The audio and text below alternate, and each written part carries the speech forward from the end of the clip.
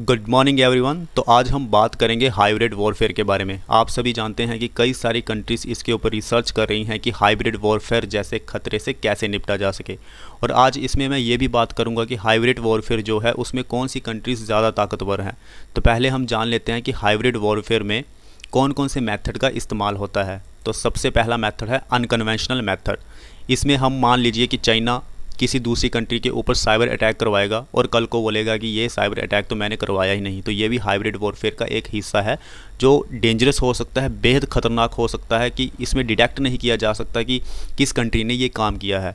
आगे अगर unconventional military tactics की बात करूं, गलवान वैली में आपने देखा था कि एक तरफ इंडियन सोल्जर्स थे, दूसरी तरफ चाइनीज़ सोल्जर्स थे और वो दोनों आपस में लड़ रहे थे। लेकिन दूसरी तरफ चाइना ने क्या किया कि साइबर अटैक करवा दिया था भारत के ऊपर।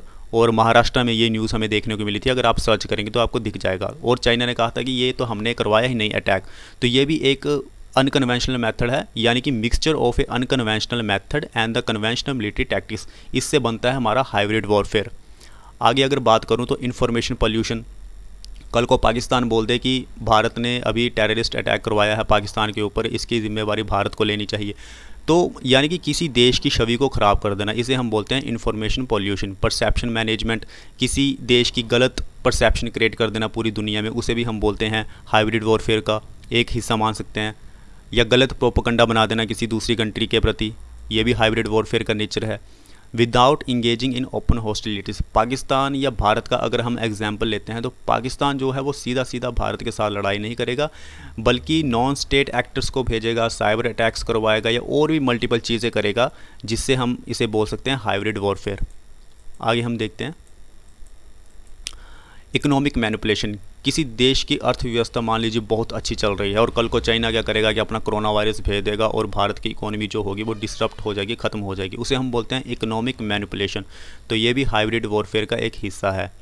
Use of proxies and insurgency. आपने देखा होगा कि चाइना में सिविल वॉर हुआ था और उस सिविल वॉर में सिर्फ चाइना की प्रेजेंस नहीं थी, बल्कि यूएसए की प्रेजेंस थी, जापान की प्रेजेंस थी, सोवियत यूनियन की प्रेजेंस थी। तो इस तरह की प्रॉक्सीज यूज़ होती हैं, इंसर्जेंसी किसी कंट्री में क्रिएट होती है, तो इसे हम बोलते हैं हाइब्रिड वॉरफेयर। डिप्लोमेटिक प्रेशर, किसी कंट्री के ऊपर डिप्लोमेटिक प्रेशर क्रिएट करना। हाल ही में एक एग्जांपल आपने देखा होगा कि चाइना ने बांग्लादेश को बोला था कि आप क्वाड का ग्रुप ज्वाइन नहीं कर सकते, अगर आपने ज्वाइन किया तो आपको कई सारे सैंक्शन सहन करने पड़ेंगे। तो ये होता है डिप्लोमेटिक प्रेशर किसी दूसरी कंट्री के ऊपर बनाना, और बांग्लादेश ने फिर वैसा ही किया। लेकिन खैर बांग्लादेश ने एक अलग स्टेटमेंट दी थी, लेकिन ये भी एक हाइब्रिड वॉरफेयर का ही नेचर है। मिलिट्री एक्शन, डायरेक्ट लड़ाई होती है जब मान लीजिए पाकिस्तान की डायरेक्ट लड़ाई हो रही है भारत के साथ, लेकिन पीछे से पाकिस्तान बोलेगा कि हमारी कोई गलती नहीं है, साइबर अटैक करवाएगा। ये भी हाइब्रिड वॉरफेयर का ही एक नेचर है। आगे चलते हैं। Maximum damage with minimum effort. Hybrid warfare की एक पॉलिसी होती है जिसमें हम मैक्सिमम डैमेज करते हैं और मिनिमम एफर्ट करते हैं। सिंपली आप एक साइबर अटैक करवा दीजिए किसी कंट्री के ऊपर, उसका सारा का सारा सिस्टम डैमेज हो जाएगा, लेकिन एफर्ट तो किसी कंट्री का बहुत कम लगा है जिसने साइबर अटैक करवाया है। तो हाइब्रिड वॉरफेयर में मैक्सिमम डैमेज और मिनिमम एफर्ट होता है। डिप्लॉइंग नॉन स्टेट एक्टर्स, जैसे जम्मू एंड कश्मीर में आप देख सकते हैं कि कई सारे आतंकवादी, जैश ए मोहम्मद के आतंकवादी या लश्कर के या फिर और भी कई सारे हैं नॉन स्टेट एक्टर्स जो ऑपरेट कर रहे हैं स्टेट में, और वो इन्फॉर्मेशन कलेक्ट करते हैं। सिर्फ पाकिस्तान के नहीं, आप देखना भारत में भी चाइनीज़ जासूस होंगे, हर कंट्री के जासूस होते हैं। तो उन्हें हम नॉन स्टेट एक्टर्स बोलते हैं, जो कि इन्फॉर्मेशन कलेक्ट करते हैं और अपने देश को देते हैं। ये भी एक नेचर है हाइब्रिड वॉरफेयर का। Target areas which are highly vulnerable, यानी कि मान लो भारत साइबर सिक्योरिटी में बहुत कमज़ोर है, तो चाइना बोलेगा कि ये तो काफ़ी वीकनेस है भारत की, तो हम इसके ऊपर ही अटैक करते हैं। तो हमेशा कोई कंट्री दूसरी कंट्री के ऊपर अटैक करेगी, वो उसके वीकनेस को देखेगी और उसकी वीकनेस के ऊपर अटैक करेगी। तो ये भी एक हाइब्रिड वॉरफेयर का ही नेचर है। आगे हम बात करेंगे कि हाइब्रिड वॉरफेयर कहाँ कहाँ इस्तेमाल हुआ था पूरी दुनिया में। इजरायली लेबनान वॉर 2006 की अगर हम बात करें तो इसमें गोरिल्ला वॉरफेयर हुआ था। इनोवेटिव टेक्नोलॉजी का इस्तेमाल किया गया था, इन्फॉर्मेशन कैंपेनिंग की गई थी ताकि दूसरी कंट्री को बताया जा सके कि इसमें हमारी कोई गलती नहीं है। आगे हम बात करें तो रशिया की बात करते हैं। रशिया ने 2014 में हाइब्रिड वॉरफेयर टैक्टिक्स का इस्तेमाल किया था यूक्रेन के ख़िलाफ़, ताकि वो क्रीमिया को एनेक्स कर सके, और उसने क्रीमिया को एनेक्स किया। और दूसरी तरफ यूएसए को या G7 कंट्रीज़ को कहा कि वहाँ पे सिचुएशन ख़राब थी यूक्रेन में और इसलिए हमें क्रीमिया को लेना पड़ा, क्योंकि क्रीमिया के हालात बुरे थे। जबकि सारा किया रशिया ने था, लेकिन ब्लेम नहीं लिया अपने ऊपर ताकि उसकी छवि ख़राब ना हो सके पूरी दुनिया में, और एक तरह से हाइब्रिड वॉरफेयर का इस्तेमाल करके उसने क्रीमिया को एनेक्स भी कर लिया।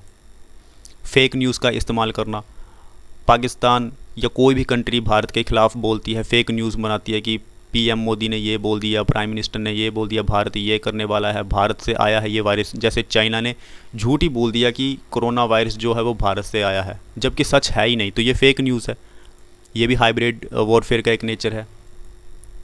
आगे हम बात करें इसका सोल्यूशन क्या हो जाना। देखिए सोल्यूशन कुछ नहीं है, सभी गवर्नमेंट्स को, इंटरनेशनल कम्युनिटी को एक साथ आना चाहिए और एक प्रोसेस इस्टेब्लिश करना चाहिए ताकि इस तरह के थ्रेट से निपटा जा सके। और अपनी कंट्री की सेल्फ असेसमेंट करनी चाहिए कि कौन सी कंट्री किस साइबर सिक्योरिटी में कमज़ोर है, कौन से मामले में कमज़ोर है, और उसे इम्प्रूव किया जा सकता है। तो ये था हाइब्रिड वॉरफेयर, जो कन्वेंशनल वॉरफेयर से कई ज़्यादा ख़तरनाक साबित हुआ है और आगे भी ये ख़तरनाक साबित हो सकता है।